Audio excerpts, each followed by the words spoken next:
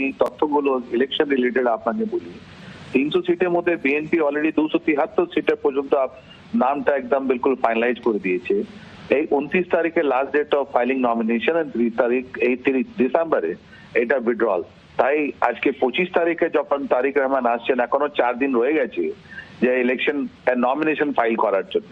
তার মানে কি তারিক রহমান যিনি কি একটা ব্রিটিশ নাগরিক আছেন, যেটা আপনারাও বলছেন, উনি কি আবার একটা ন্যাচারালাইজ সিটিজেনশিপ বাংলাদেশে আসবেন? উনি কি ইলেকশন কন্টেস্ট করবেন? ওনার জন্য কি কোনো নেওয়া হবে?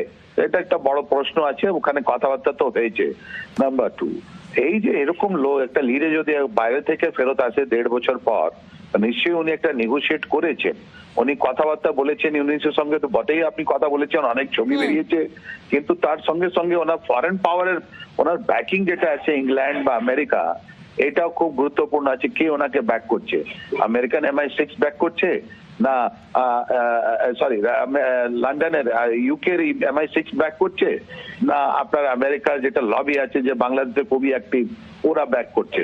তাহলে ইউনুস, এটাও আমরা জানি কি ইউনুসকে রিপ্লেসমেন্টের কথা বলছে। আর গতকাল আপনি দেখলেন যে আমেরিকান সিনেট ওরা একটা চিঠি বের করলো, যার মধ্যে হিউম্যান রাইটস নিয়ে ওরা চিন্তা করলো। ওরা বললো আওয়ামী লীগকে ছাড়া তোমরা ইলেকশন করালে এটা তো ভালো হবে না। তাহলে ইউনুসকে একটা সরাবার জন্য, রিপ্লেস করার জন্য একটা আমেরিকান একটা স্ট্র্যাটেজি তো আছেই।